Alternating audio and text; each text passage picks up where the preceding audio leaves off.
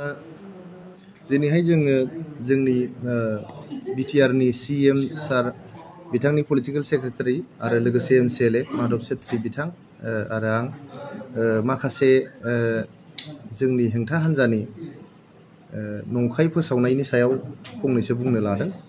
गिबियावनो थांनाय डिसेम्बरनि 6 खालार खालि आसाम गभर्नमेन्टनिफ्राय ग्रेड 3 आरो ग्रेड 4 बिसिबां साख्रि भेकेन्ट जानानै दं जोंनि बिटिआरनि सिङाव बेखौ मिथिनो लुबैनानै बा सारा आसामाव बिसिबां भेकेन्ट पस्ट दङ बेखौ मिथिनो लुबैनानै मोनसे लाइजाम हरदों। बे लाइजाम हरनायखौ लानानै जों नुदों ससियेल मिडिया बा जोंनि मेनस्ट्रिम मिडियायावबो माने बिटिसिनि गोहोखौ सेनानै लांबाय। दानिफ्राय ग्रेड 3 ग्रेड 4 खौ आसाम गभर्नमेन्टआसो हरसिगोन। बे जोबोद मोनसे दुखुनांथाव बाथ्रा बेखौ बुंनाय जादों बा जोबोद मिनिथावबो जादों। जोंनि बिटिसिल' नङा जेसेबां 6 सिड्युल काउन्सिल दङ बेयाव ग्रेड 3 आरो ग्रेड 4 नि साख्रिखौ होनाय जायो। जोङो रिक्रुटमेन्टखौ साख्रिखौ जोंनो इन्टारभिउखौ बिटिआर गभर्नमेन्टआनो लागोन। नाथाय फाइनान्सियेल एप्रुभेलनि थाखाय बिसोरनि बेथननि बा दानारिनि एप्रुभेलनि थाखाय जेब्लानिफ्राय बिटिसिखौ सोरजिनाय जादों अब्लानिफ्रायनो स्टेट गभर्नमेन्टनिफ्राय एप्रुभेल नांगौ जायो। मानो होनबा जोंनाव फाइनान्स डिपार्टमेन्टआ गैया। 40टा डिपार्टमेन्ट जे बिटिसिआव दं दाथ' 39टा डिपार्टमेन्ट 39टा बावहाय फाइनान्स डिपार्टमेन्टआ गैया। बेनि थाखायनो फाइनान्सियेल एप्रुभेलनि थाखाय आसाम गभर्नमेन्टआव हरनो गोनां जायो। नाथाय नैबे जे मोनसे सार्भे दा बानायदों आसाम गभर्नमेन्टआ जे बिसिबां भेकेन्ट पस्ट दङ जोंनि बिटिआरनि सिङाव बा आसाम एज ए होल बेखौ मिथिखांनायनि उनाव जोंनो स्टेट गभर्नमेन्टनि फाइनान्सियेल एप्रुभेलनि दरकार जानाय नंला। मानो होनबा बे अलरेडि जे जोंनि मानगोनां आसामनि गिबि मन्त्रि डक्टर हेमन्त बिश्व शर्मा बिथां लोगोसे आसाम गभर्नमेन्ट इउपिपिएल बिजेपि आरो एजिपिनि जे गभर्नमेन्ट दङ आसामाव 1 लाख साख्रि होनो थाखाय जे जोङो मोनसे बिथांखि लादों। बे 1 लाख साख्रि होनायखौ थाबैनो जागायनो थाखाय नैबे सार्भेखौ खालामनाय जादों आरो थाबैनो बेखौ खालामनाय जागोन। बेखायनो आङो बुंनो लुबैदों रायजो राजाफ्रा बेफोर नंखाय फोसावनायजों जेबो माने गोहोम खोख्लैजानो नाङा। जेबो माने बेखौ लानानै जेबो दावराव दावसि खालामनांगौ गैया। मानो होनबा ग्रेड 3 आरो ग्रेड 4 खौ जोङो बिटिआर गभर्नमेन्टआनो रिक्रुटमेन्ट खालामगोन। लोगोसेयै नोंथांमोना खोनाबाय थादों जे 16टा बिफानफोरखौ दिसपुराव हरफिनबाय होननानै बेबो जोबोद नंखाय बाथ्रा। जोङो आगोलाव बिटिसिआव मा जायोमोन जोंनि जौगालु हाबाफारिखौ सेक्रेटारिफोरनो हरखांनायनि उनाव बेखौ नायबिजिरनो बा संदाननो जादोंना जायाखै बिनि गुना बिसिबां माबायदि जाखो लामाफ्रा दालांफ्रा बेफोरखौ नायनो थाखाय मानसि गैयामोन। दा जोङो बिटिआर सुक्तिनि गेजेरजों डिसि आरो एसपिफोरखौहाय प्रिन्सिपाल सेक्रेटारिनि गेजेरजों जोंनि सीएम सारनो बिथांमोना रिपर्ट होनांगौ। आसाम गभर्नमेन्टनोथ' बिथांमोना होखानांगौ। लोगोसेयै प्रिन्सिपाल सेक्रेटारिनि गेजेरजोंहाय बिथांमोना दा जोंनि सीएमनोबो रिपर्ट होनांसिगौ। दा रिपर्ट होनांगौलाय आरो जोंहा डिस्ट्रिक्ट लेभेलाव जिहेतु बेबायदि मनिटरिं आरो सुपारभिजननि जेबो मेकानिजम गैयामोन ओंखायनो जोंनि मोनसे अर्डार जोंनि बिटिसि गभर्नमेन्टनि अर्डारसो बियो आसाम गभर्नमेन्टनि अर्डार नङा।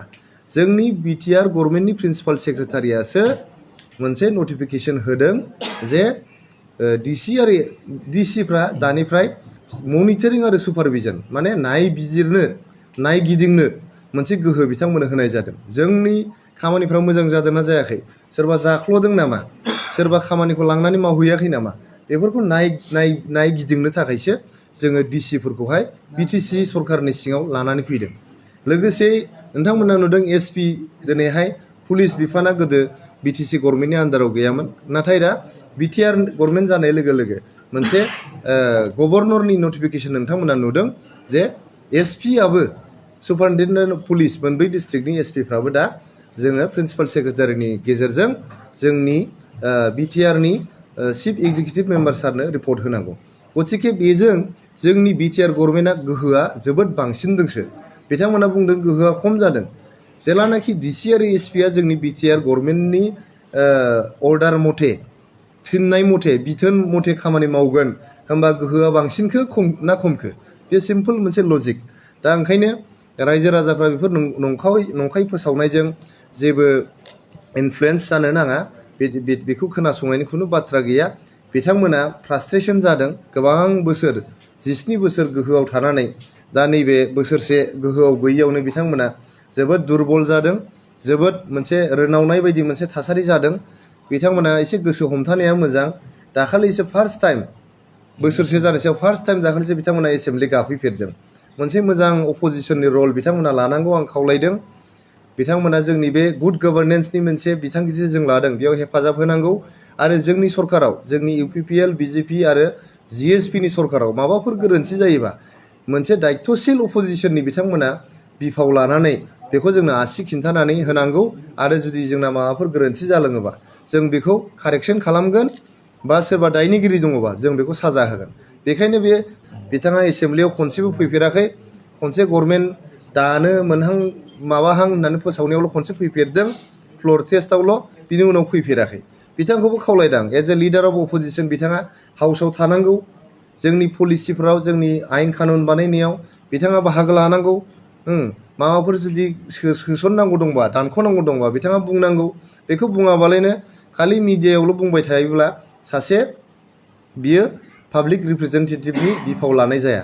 बिनि थाखायनो बिथांमोनखौ जोंनि हाग्रामा महिलारि सारजों लोगोसे जोंनि BPF हान्जाखौ जोंनि बे BTR गभर्नमेन्टआव जे दा मोनसे गुड गभार्नेन्सनि मोनसे माबा जादों, प्रसेस स्टार्ट जादों, बेयाव जेब्लायबो बाहागो लानो थाखाय आं बिथांमोनखौ खावलायदों।